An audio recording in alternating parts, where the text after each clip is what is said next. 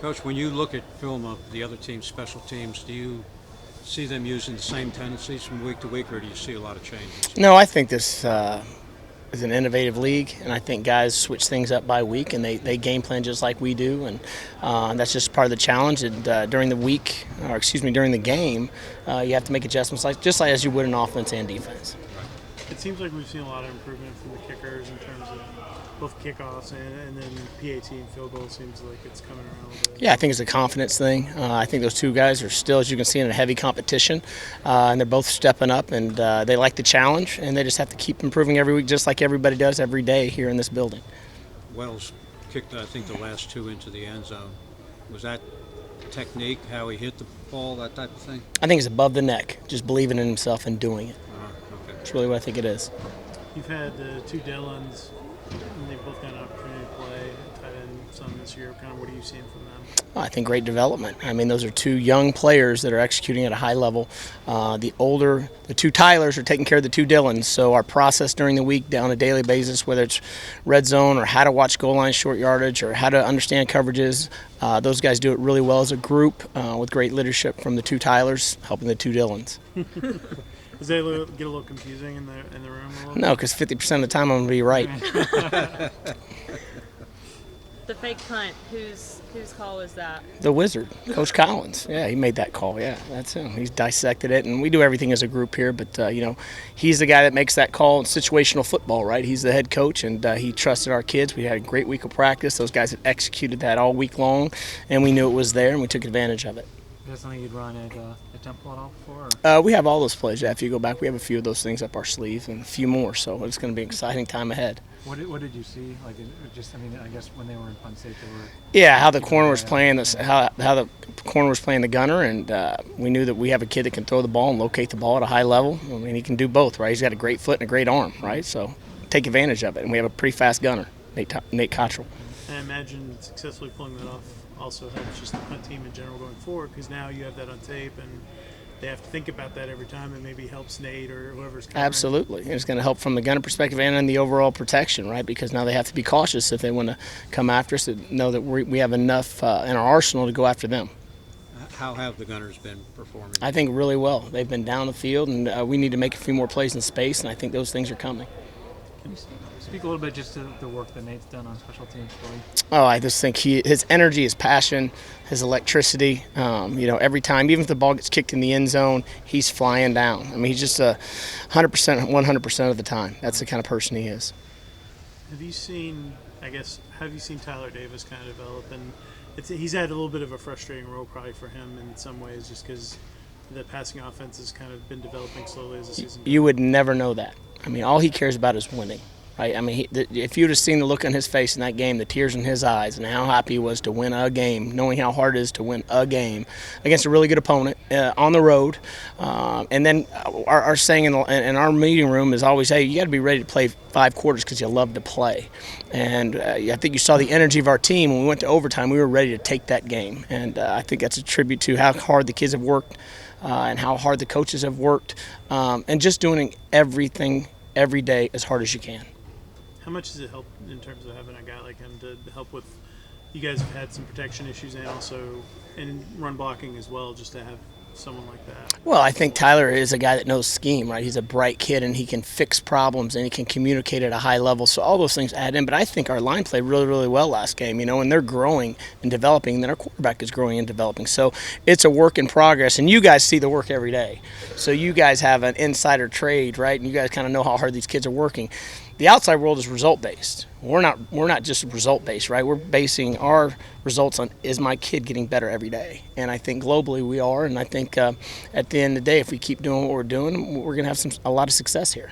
Against Miami, was there more of an orientation to run? And I mean, just in terms of run pass, which obviously the last couple of games were different. Well, I think we recognized how well JP was running and how well the line was playing, and you're going to take advantage of those things. And there were some RPO opportunities that maybe we didn't take, but we handed it off, and JP made a guy miss and just was unbelievable. And Jemias is the same way. He did a tremendous job. And when you can enforce your will in the run game like our line did, and like the tight ends and everybody together with the running back, I mean, you need to do those things, and the passing game will come.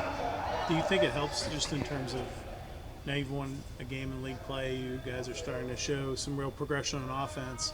Just the kind of relaxing and playing versus maybe guys overthinking at times and impressing themselves a little bit. Well, I think there's clarity and repetition, right? And the more reps you get and the more you own those reps and understand those reps and understand the why of a play and what the defense is trying to do to defend it, that's growth. And I think we're just growing globally on defense, on offense, and special teams. It's just one day at a time. With the move of Tobias to receiver, does that make him a guy you can use full time with the kick return game? Or? Yeah, absolutely. And he's still going to be he'll still be back there at quarterback some, but yeah, him playing wide out is going to allow him to return the ball. And obviously he's electric. And then Wanye is coming back. Those are two dynamic kids back there. And to be honest, Dante Smith is a really good returner. We have a fleet back there, a crew of guys that can really return the ball. We just need to get an opportunity. We've gone against some really good kickers the last couple of weeks to get one out. With what you're saying about seeing against Miami the run was working, is that part of maybe a broader development of the run, guys like Will and who are on the line are kind of coming along? And so sure, those can't be five fingers. They have to be one fist and be on the same page. And Coach Key's doing a great job of getting those guys acclimated. And there's some moving parts with injury and guys popping in. And they did a great job of communicating, dissecting the blitz and running the ball against the blitz. And then again, JP and what Coach Tashard has done with that group and the way they run and break tackles and play physically. I mean, that's just really encouraging. And again, when you can go run the ball when you want to run the ball, that's a powerful weapon to have. And there are so many, injuries and moving in and out with the offensive line. What are you telling your guys as far as what their role has to continue to be? Well, it's all about communication, and you see how we practice, and the value of how we practice is the accumulation of reps that everyone gets. So it might be a kid on development team, as you saw today, but he's running with the twos and he's getting reps in the way we roll through on team run and team force. There's that acclimation of reps. So when a guy is injured and another guy has to go in, he has 60 reps he got on Tuesday in a Tuesday practice, although he wasn't the ATL possibly, right? All those things. And when we do our scout team, all right, this is very valuable. When we do our scout team, our developmental team on offense and defense, we're running our offense or we're running our defense. So those kids are getting those reps all over the field. We're not holding cards up. They're running our plays. So they're learning football. And that's how you are able to put a guy here, plug and play guys. You got with Coach Collins, it seems like historically you guys have gotten better as the season goes along. Is there anything particularly you think it's just the accumulation of reps and those kinds of things, or is there anything in particular you put your finger on? I always say this, and it's cliche, if you want to get good at ping pong, play ping pong. If you want to get good at football, play football. And our kids play a lot of football Monday through Friday, and it doesn't matter where they are at ATL or below ATL, right? They're playing a lot of football, and that growth happens by playing, not watching from the sidelines, and that's why we're really blessed to have the practice schedule we have and how we do things here, because you do develop your players. With the kick return game, what are you looking to improve on up front with the blocking, and do you think you have the right personnel in there now? I think we do. I think we have some. We put Cottrell at center. He did a really nice job. Obviously, Cooks is very steady. All those guys have done a nice job. We just need to have some opportunities to bring one out, and let it shine. Yeah. With the punt cover, a lot of plays obviously covered really well. There are a couple that have leaked out. There was the one after the re-kick against Miami. What are some things you can do there? Well, if you saw, we started practice with punt web.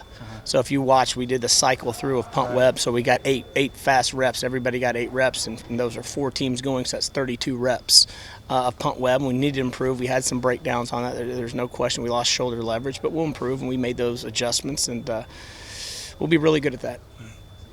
Anything else for Coach Wiesehan? When you're looking at tight ends recruiting, what kind of skill set, size, what sort of things are you looking for? Well, we want longer bodies. We want body balance guys that can play in space, but guys that still can go in line and run all our run games. So we're going to have to insert, divide zone, be on the line, and run at the point. So we're looking for guys that can generate hat speed, but can still are nimble enough and with a body balance and a catch radius that can be a viable receiver, so we don't have to switch personnels. Appreciate it. Okay, guys. Thank you. Ready, break. Appreciate it. All right, guys. Thanks, Chris. Thank you. All right. Sorry, you're back. Yeah. Appreciate it. Thank you. You good, man? Thank you, guys.